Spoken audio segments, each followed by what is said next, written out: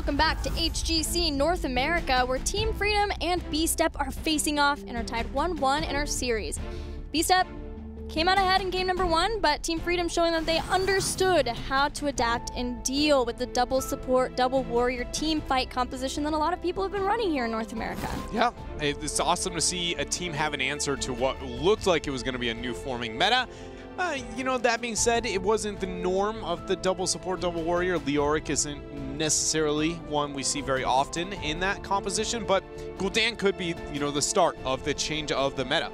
Yeah, it at least got them through that particular iteration, Yep. and that was a Battleground versus Naventic where B-Step had drafted double warrior, double support. So obviously, again, we know that Team Freedom, we know that everybody is doing their homework, but Team Freedom has shown it before where they know where they're going to be taken, what they're going to be looking to draft against. So that was a high priority. And of course, Gul'dan is a great pick on Infernal Shrines anyway. Yeah, it is. And it's going to be exciting to see where we go on the second map. And if the drafts change a little bit, you know, I do think with time we'll phase out of this double warrior, double support for both of North America and even Europe. I think it will kind of fall out, but it is the very forgiving composition for now on any of the maps that it can be ran. I think it makes a lot of sense as why we see it, but speaking of Battleground, we're ready to reveal what game number 3 will be going to. And B-Step losing the last game gives them the choice of either first pick or Battleground choice. They chose first pick, so Team Freedom goes to a comfort of Towers of Doom. This makes a lot more sense. We're 3 games deep and we didn't see a Dragonshire. That feels more North America. You know, part 1, the fact that we see more common maps and we're going to towers. What was so prominent in North America during part 1. I'm excited. I feel like we have to see the change that we saw in game number 1, even though they lost with it. The fact they went with the false head really helped their drafting. More concern with that is going to be needed here. I am afraid that the game number 1, Freedom took the changes, the criticism we've given, how stubborn they can be in a draft, and then they lost. And then game 2, they resorted more to what they knew, and they were successful. I can't help but feel like that means for the rest of the series, they will be naturally leaning more towards their comforts rather than, again, focusing on the draft. I'm not worried about them here, though, because Towers of Doom, out of all of the Battlegrounds that they played versus Superstars, was probably the most innovative and different of drafts they brought out. Double Arthas with Abathur, oh, yeah. And then a Nubarak, That's too, a good point. with Lunara. So I think, obviously, B-Step has noted that because we did see them ban Abathur on Cursed Hollow versus Team Freedom, and we know B-Step, they're the old members of Cloud9. They are not on Cloud9 whenever they have to play versus Abathur. We have known them for a long time to hate playing versus that split push strategy. Yeah, they absolutely despise it, really. Some of the members. Tassadar was removed. Do we see the Zarya banned out? Is it let through? B-Step banning out the Tassadar even in the first pick slot. Not something they did really ever. It's not very common to see them do that, but it doesn't matter. Bans are going to stick this norm. I was wondering what that might kind of allude to when it comes to the strategy and what they prioritize, but B-Step has the option for the mouth. Do they still take it, or do they go into more focus on a global? In part 1, they were first picking Zeratul, adjusting, still picking a melee hero, that melee flex, but now getting Dahaka. That has seemed to be more and more a priority for B-Step. Yeah, all of North America to consider how many globals do we have. It seems like every team now has kind of forfeited it, and they're like, you know, we get it. Globals are strong, and, you know, they are a little bit hard to run at times, but when coordinated even above average, they can, again, forgiveness is what makes good compositions at the professional level. Give it to me. I want to see the Arthas. Arthas mouth. So not getting Abathur, which may force B-Step to just ban Abathur. I think it will. You know, we've seen a lot of teams in North America now on Towers of Doom suddenly fear the Abathur. So it makes a lot of sense that it would be banned out in the next rotation for B-Step. But first, the picks. Do they value the Lucio high enough to pick it here, or do they wait it out? Still no global up for B-Step because they already have one global, and they typically would want to ban the next. Now they have to ask themselves, what? Oh, man. But if you pick the false head, then they can move into the Zeratul. And if you want to rid of the support, B-Step has a lot of actually really awkward questions they have to answer in these next 2 picks now.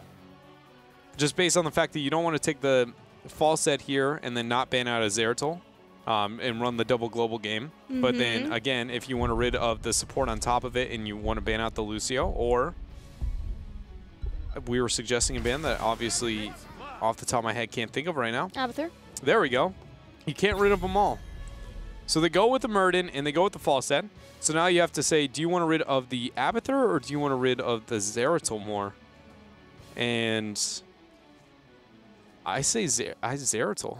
I'd give up the Abathur with a double global. You can play the macro game into an Abathur Arthas. Yeah. It'll be hard, but it's possible. Zeratul getting picks left and right, and the time he buys for Arthas and the synergy with Malfurion means I would be banning the Zeratul over the Abathur, but I feel like it's just going to be snap Abathur and walk away. They're thinking about it. Is there anything else? I'm going to say yes, just based on the fact that every North American team likes to, you know, kind of rustle the old jimmies. But Abathur was the choice. Zeratul, I want to see picked up now for Freedom, and I think it counters what they're trying to do. So, like, the reason why I suggest this for anybody who doesn't kind of understand the thought process is that double global into an Abathur is a soft counter to everything Abathur does already. He has to play more safe. He gets infinite less value. He will still be a problem, but it's not that big of a problem. What double global doesn't do is stop the fact that Zeratul is so good into the Falstad itself. So it's just that the B-Step has drafted a comp that makes more sense to rid of any kind of direct counter. Zeratul can side soak for free the entire game, and then also get the picks onto Falstad and whatever other squishy you have. Now, Freedom drafted Zeratul. They could not get their new Barak, although with that pick, I'm kind of wondering if it's going to be Tyrael. The last pick makes a lot more sense moving into a Tyrael now, with the Greymane especially. I like that pairing of Greymane Lunara. Yeah, it's kind of like the Illidan Lunara, you know, Yeah. just anything you can do to slow to enable Greymane. Honestly, Arthas is always my, you know, go-to slow. Anytime you have him on a team, I don't think it's needed, but yeah, you are right. The utility it provides to be able to enable Greymane to be that much more successful and offensive. It lets Lunara be more passive if she wants to get Thornwood Vine. Yeah. Instead, she doesn't have to be the one who executes with Leaping Strike. Greymane can even maybe get one of those kills just off of a cocktail if he builds into that, but go for the throat too. But besides that, with Arthas there, Executioner, again, Greymane gets a huge power spike at level 16. Even maybe unfair advantage if Lunara wants that at 13. That talent name is really deceiving, because when you said that Greymane is going to do really well with his power spike at 16, and you said it may be an unfair advantage. See, that's how I interpret that sentence. My bad. No, it's a good point you bring up though. The Nazebo for B-Step. Poison And that versus there's poison. the Anubarak. You don't even look at the Tyrael anymore. Well, you should.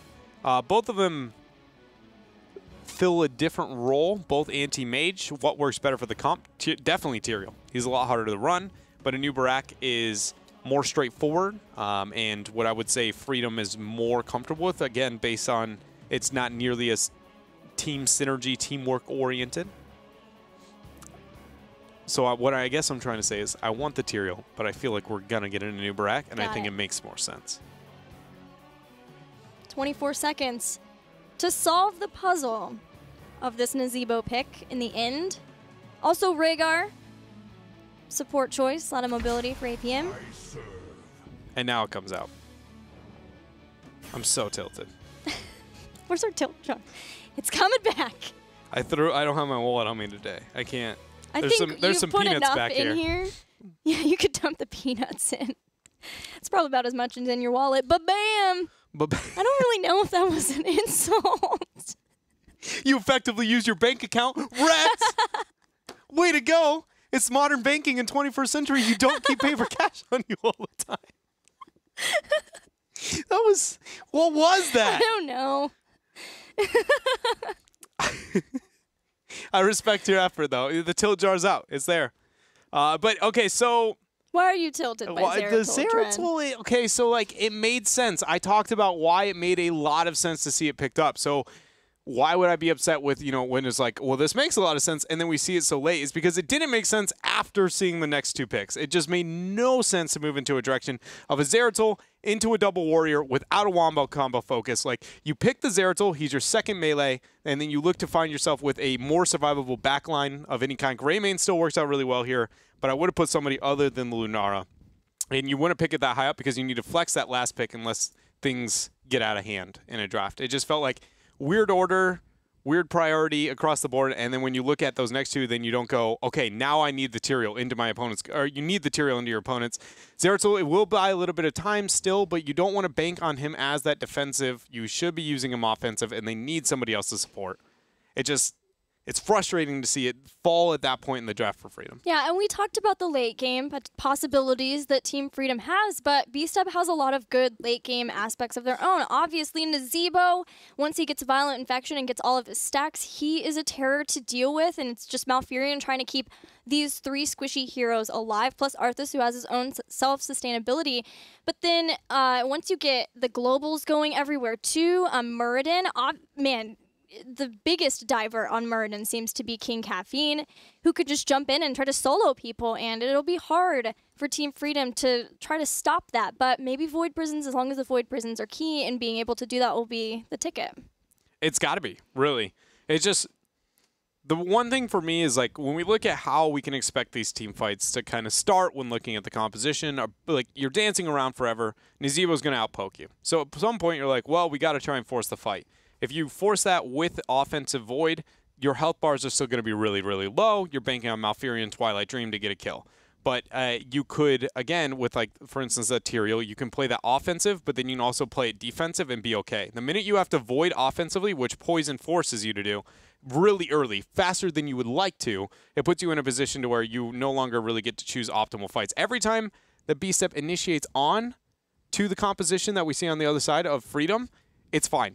As long as the Void is used properly, they can counter-initiate all day. But the minute that they have to answer, which is going to be late game, Nazeebo, she will force you to be like, okay, when do you want to try and fight? Because you either die now or you die after you open up. And that is why I really dislike that Zeratul over, like, a Tyrael in that position. Well, it's B-Step's double global versus the Zeratul pick at the end for Team Freedom. Let's see who takes game number 3 on Towers of Doom.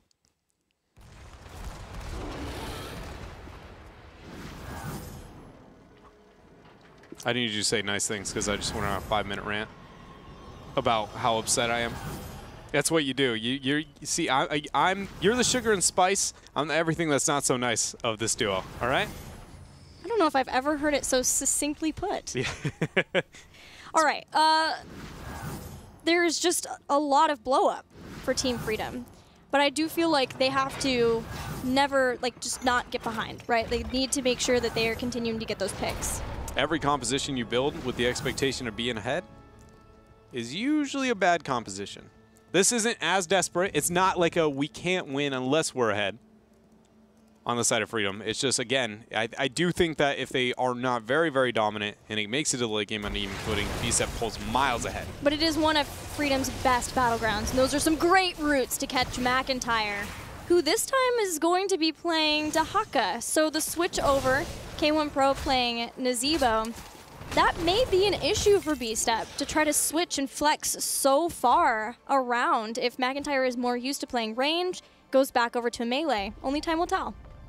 Yeah, that's really just amazing to see. Mac casually on backline for 2. Now you have a Dahaka double warrior, but they need a Nazeebo player. So K1 just goes, I got this, like, don't mind me. Which is even weirder when looking at the like this original roster and who played on what, because the Nazeebo, or all melees would have been iDream, and then K1 Pro would have been ranged for almost every single game. McIntyre originally would have been only the melees. It's just so confusing and back and forth here, and it's led to mixed results too.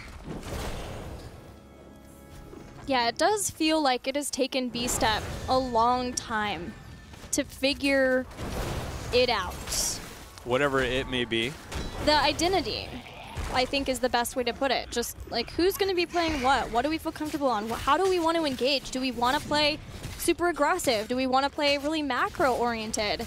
They've switched things up so much throughout part 1. And on one hand, I can see the understanding of like, hey, we're going to take our time with this. We are going to figure out what's best for us. But on the other hand, as a fan of these players, it's sometimes a little infuriating, right? Like, I'm ready to see the potential unleashed of these players. Oh, well, there it is. With that burrow, McIntyre getting the drag on the collusion. And they are going to get the kill.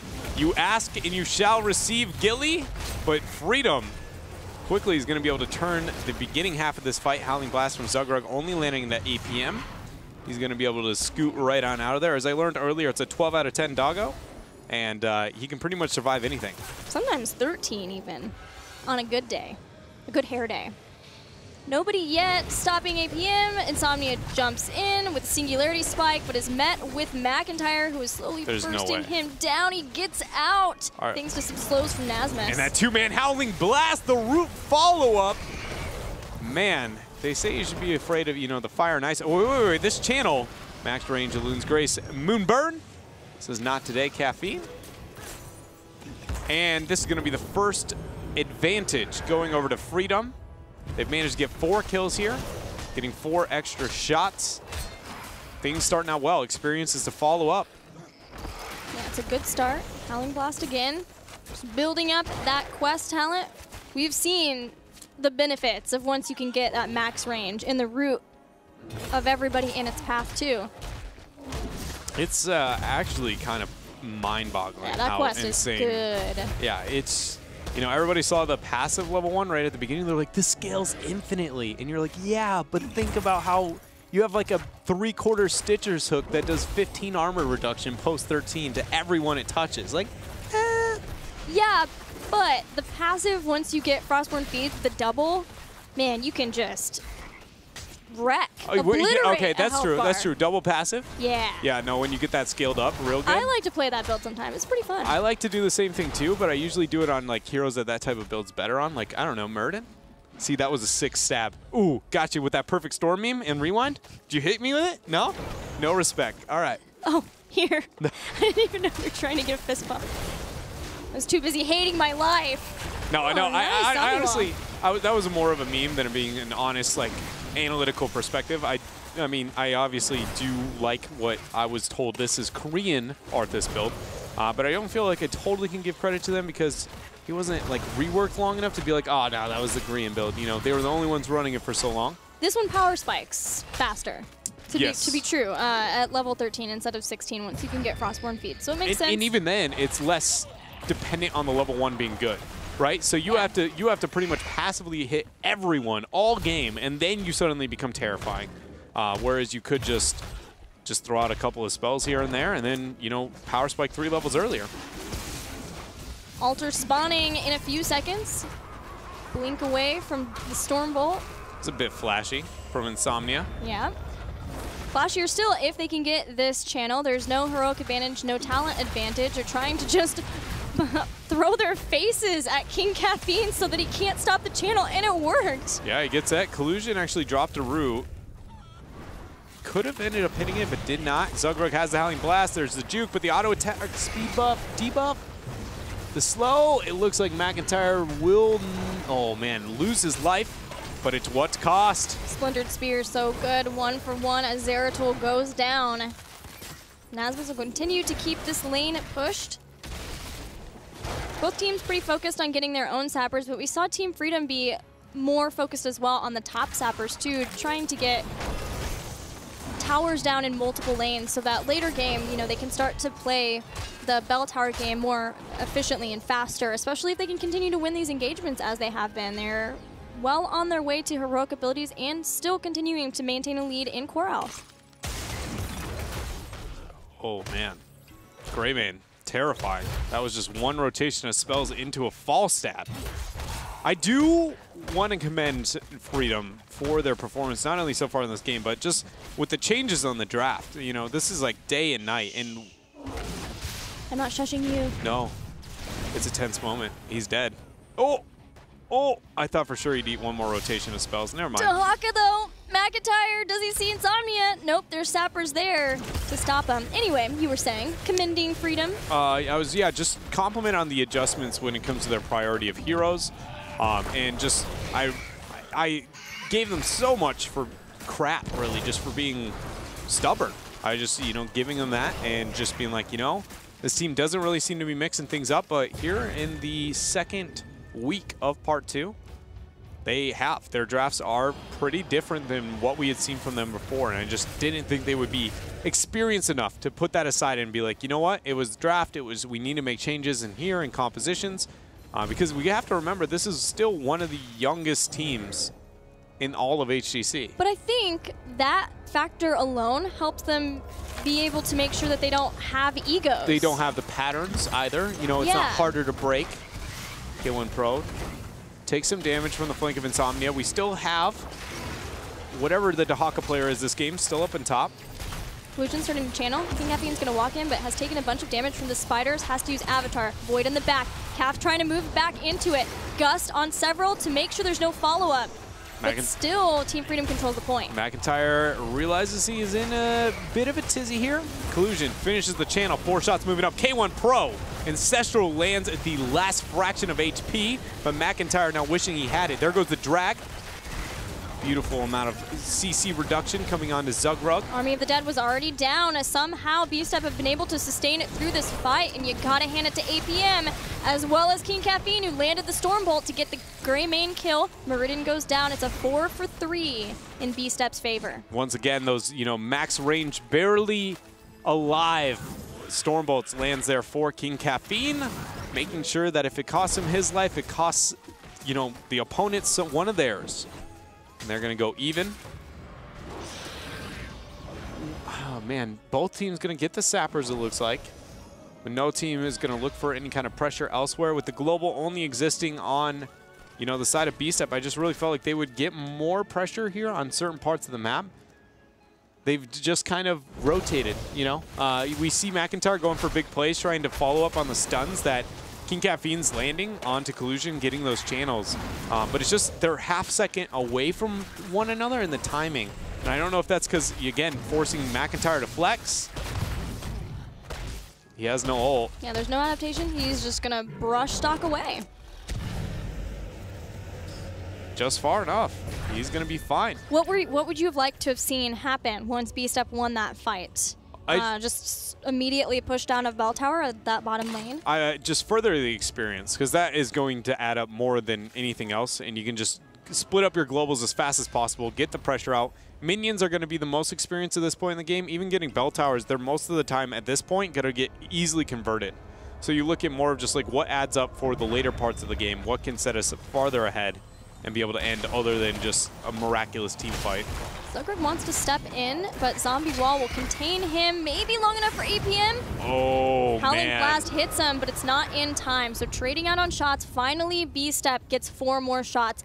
Still a huge advantage in core health for Team Freedom, but B-Step, an important point, and especially because they are starting to feel like they're at the tipping point for winning team fights the further we're going on based on the last one. But one thing I wanted to mention is that I love that Team Freedom has been so focused on the top sappers again, because if that's the place where Dahaka wants to brush stock back in and push the lane, it's always pushed back a little bit more because Freedom has been so consistent in getting those. That is a really, you know, strange thing that we do see. Some teams putting more emphasis up on top and neglecting bottom, whereas the general consensus is definitely bottom's better, right? Double sapper. But with the Dahaka compositions, maybe it is worth the focus up on the top over bottom. Some teams, it feels like they agree. Yeah, it's just, if they can keep those consistently, then they make sure that they buy some time before the globals start to be a problem and even put some damage on it. And again, the follow-up is Dahaka goes top, and it's always Greymane and Zeratul who immediately come in to answer. If they get a pick, great. Otherwise, they push Dahaka back. That doesn't net Freedom a lot themselves in fights. Nice, Roots, catch, fall stab, but he gusts away. He did gust away, but everybody should be fine escaping through this choke. And Zugrug now with the army used Howling Blast as well. He's going to be just fine. Nobody on the side of Freedom is under any pressure. They still have Void. McIntyre looks like he's going down. No, he does keep himself up with that Ancestral, but that's a 4-man Void. The big Root, the 5-man Twilight Dream, and good night, B-Step, just getting wrecked here by Freedom. And it's not done yet. Insomnia and Zugrug body blocking. K1 Pro. Insomnia is taking some of that fort damage, but still A-okay. And in the worst time possible, B-Step loses 3. They lose both of their globals. They're going to lose one of these altars. Greymane is rushing up. So is Muradin and APM to try to stop. Zugrug's there too. Stormbolt didn't hit! Stormbolt didn't hit, but Dwarf Toss does. Dwarf Toss does, so that buys a bit of time. Zeratul looks like he's going to the upper right channel. Oh man, that bell tower is not going to be converted in time, so that was all 4 shots. Collusion's going to start this cap. Will the... Oh, is that bell tower not going to get capped? He's trying to wait it out, but I don't think he had the poison on it, but no. He doesn't. Oh, okay, well, some minions are going in, but Freedom are so far ahead of the curve, a level and a half in advantage, that they just want to make sure that they can get the altar and not fight over it. And where do they go after that? Immediately back to top sappers. I really thought they were going to force a boss directly after. It's pretty easy to expect that within the next 45 seconds, B-Step would try and collapse onto bottom and convert that bell tower, which is right now. And with the 16 power spike, it's then that you would expect a team to just instantly boss. But Freedom's going to wait it out. They would rather keep up in the experience here, not try and force anything. That is a weird middle ground to walk on when you are a team ahead, is you often have to ask yourself, what objectives Oh, I dream. Cap's there. He's dead. No way. Oh, Dansky! Okay, Dansky is going to get the kill where maybe it wasn't going to happen. Here comes the rest of the team. Zugrug steps on top. Twilight Dream gets this. No, it does go down, as well as Arthas there too. I thought maybe that was stalled out. Somehow 4-man, B-Step are hanging in at least a little bit. Zebo getting taken down though. Greymane as well. Insomnia chases APM back to the kill zone to get that kill too, and Zugrug just sitting happily on top of the 2 melee of B-Step. Conveniently, Arthas is 1v2ing the entire fight while everyone else is dying. He's just like, yeah, thanks for hanging out with me over here. Oh, that root! Mac, no, King Caffeine. Zugrug! No! He goes down! They had everything going for them. And then he just went and died. That is going to actually set them behind. Miscalculation from Zugrug, to be sure. It's a 3v3 with a bell tower advantage. Altar's way in the bottom lane, though, and there's no globals for Freedom, so Falstad's in position faster. Freedom is not going to get these shots. And they didn't capture the boss. We'll see. One altar is a winning trade here for Freedom. Not just based on experience and everything else, but legitimately just numbers of men and not having the globals. Falstad starts the channel. Dahaka's alive 5 seconds before Arthas even gets into a position to move through the portal. Yeah, they back so they can take the tunnel. Insomnia's still there. He's on the back. He's stuck. He's stuck in the zombie wall. He couldn't disengage out. There goes Greymane. This might be the moment that B-Step starts the miracle comeback. All they had to do was push Freedom away. They'll be happy to take the altar, but still it was only 3 shots because of that top bell tower. B-Step is still now you boss. I swear, sometimes I'll just never understand. Do you want this tilt jar? No, I just will. Remember when I brought up to you the thought process of how you can gauge decision making, and when you put every decision you made in a game on when you could have made it in every variation of it, and if you ever make the decision later when you have a worse advantage than when you made it when you had a stronger one, like then it's obvious, hey, we shouldn't be doing this type situation. That's exactly what we just experienced, right? Is like when you take a minute to think about, was that, Timeout. Can Zugrug get here in time? He's trying to. Collusion as well. Has a root. Moves in. Twilight Dream. Rhaegar's eliminated. That's 1 kill so far. iDream and King Caffeine here too. McIntyre in the back line would love to get the kill on Collusion, but he's losing so much in health. At least gets in with the self-heal. But it's going to get taken out as that's a dive Stormbolt. back in. Oh, that's a 2 for 2. Quickly going to be a 3 for 2. Caffeine. Or 3 for 3. So it's even. We're fine. What? That was a bloodbath. Just happened. I had no expectations of that initiation, and just the casual void, let's go. Really good focus. And Arthas was like, hey guys, if you would like me to be there, I need you to bust me out of the zombies. Zombies are supposed to be on my side. It's called Army of the Dead. Zombie versus zombie warfare. Yeah, it's all about the afterlife. Speaking of zombies. That's going to be, what are we looking at? What are we left with after what we just experienced All right, here? 8 to 22 core health, 20, just about there either side. So that'll be a wash. No one has that huge advantage. One altar. One-man advantage. Man, if APM goes down, Totem will buy him time. One-man advantage for B-Step for a small window. Might be enough of a window. Flash didn't delay. Thornwood did. Stormbolt used. Arthas goes to the is tunnel. here. Can he get it? He will. All right, so no man advantage once Zeratul goes through this little portal. Void Prison's now available. Oh. McIntyre's starting to channel. Oh, he bolted for it just to get the delay. Collusion delays it. It's the big team fight of the century with both teams, all 5, Army of the Dead to start. Oh, but already Insomnia has zoned so much off of the Falstad there that he is nowhere to be found. 3 shots are moving in slowly on bottom with the Sappers.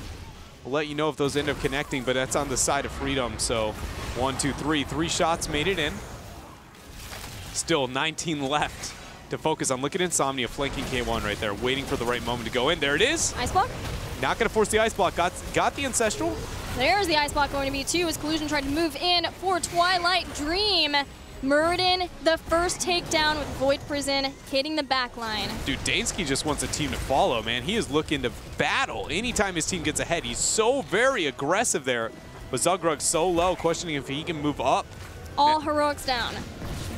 There's going to be a tap for 2 members, Greymane and Arthas. Mana and health regen coming in. B-Step. There's a Howling Blast K1 Pro with not anything left. Set up by Nasmus too with the slows, Roots to follow, and McIntyre's not going to make it out alive. That is going to be 4 kills with all members of Team Freedom left. Going to start burning down this bell tower, trying to make sure to maximize the amount of shots grabbed through the altar. They can even capture their own. With Rhaegar alone, I mean, Rhaegar Muradin cannot stop this channel for very long. So you have, in theory, 40 seconds. What is the best thing you could do versus a warrior and support in 40 seconds? They maybe could have gotten mid. I expected mid and bottom right. Yeah. Just wait it out. And now they are going to escort through bottom. No, they're going for the 6 cap because minions on bottom. Man. This, I'll be honest, the last 3 minutes of this game for Freedom has made my brain really, really hurt. Work. We can use the word work, but like, the boss one, that one's situational. That one is more of like a, hey, we'll look around. So let's put it this way. When everyone just died, legitimately, oh, Freedom getting caught out here. Nasmus dropping down, but shots are going to be ticking in towards the core. He put the hurt on iDream, though. Dansky is going to just jump right on in. On a cleanse from Collusion It's 2. over. Ancestral Healing was used. Twilight Dream. Team Freedom keeping a hold of all 6 of the bell towers. 2, only 1 shot left. Void Prison. No way. They didn't. Gazebo got mid. Things are getting hairy in this game. That was, what? I've never seen a team just, like, they still lose, right? But, like, I just didn't think there was any situation where Nazebo could do that on his own. K1 Pro with the Zebo build just casually takes mid. Well, there's a boss up. Only Lunara down. 30 seconds still for... There's no heroics, though. Nazebo could poke off at this with Cap. These are the best 2 you could ask for in this position. But he's got to get damage onto the back line, not the front. Yeah, not enough threat to the back. This should be it. He's going to give it all she's got. King Caffeine dives onto the point. He's taken out. K1 Pro will do the same. To his demise, Team Freedom takes game number 2 on Towers of Doom. This is 3. Game number 3. It's been a series. It, in fact, is in the middle of a series. That game got crazy. It did. It got a little weird, and not always in the best way. We have crazy games where it was like, and we have other crazy games where it's just kind of like, you know, that was just, you didn't expect it to take that kind of a turn, and that's what I felt like a lot of that game was. It just, man, I'm not going to be able to get over this. It just, okay, so the very moment I wanted to talk about the most was when they get the full 5-man, not full 5-man, they technically get a 3-man wipe, 4-man wipe, one person's about to spawn, which is going to be Murden, and Rhaegar is the only person left standing. You have legitimately whatever you want to do for 40 seconds on the map. They decide they want to capture one altar, and they want to capture 5 or 4 of the bell towers on the map. Yeah. But not wait on the shot. Yeah. Even though they're going to capture all 4. There wasn't a boss play. There wasn't a triple sapper power play. They went for a sapper onto the side. Didn't look for the escort of those shots for the 40-second advantage. They then captured the altar before capturing the rest of the bell towers, which would have executed the game and not had the trickle-in shots from the beginning. It just, there was a lot of like, no, this all is right. You're winning the game. You're making it, but it's just the think about like we made a choice and then we made this choice, and why would you not swap them around in terms of timing? It's just, it's one of those nitpicky things that maybe it's a shot caller like pet peeve I have, where it's just like it makes no sense to do this in that order, but I've just never seen a team do it twice that heavily, back-to-back in the same game, where I'm like, you're making the right choices, but it just, if you do this in a different order, the outcome's a lot better for you. But those are those kind of late game situations that teams with not a ton of experience in the competitive scene, you don't know how to deal with them until you're in them, until you're just like sitting in them. And Team Freedom is our youngest team here in HGC. That is a good point, because one thing that a lot of people don't understand from learning to shot call is legitimately until you get in every situation, you just don't know the answer. You can freestyle all you want, which is why the experience can be so valuable in that role. But you can just be like, well, everything else that I've learned has told me this is the right choice, but whether or not it is, until you truly get to see how it plays out, and then feel what was the actual problem. Like maybe you made the right call, but execution was poor, whatever it may be. That is with time. Yeah. And so that's a good point. And importantly, they still got the win. So they're going off of that from the win. They can go back and look at that replay later on and say, okay, we could have made these changes to more dominantly win, but even so, Team Freedom now 2-1 over B-Step. A great position for them since they did lose the series versus them in Part 1. We will take a break.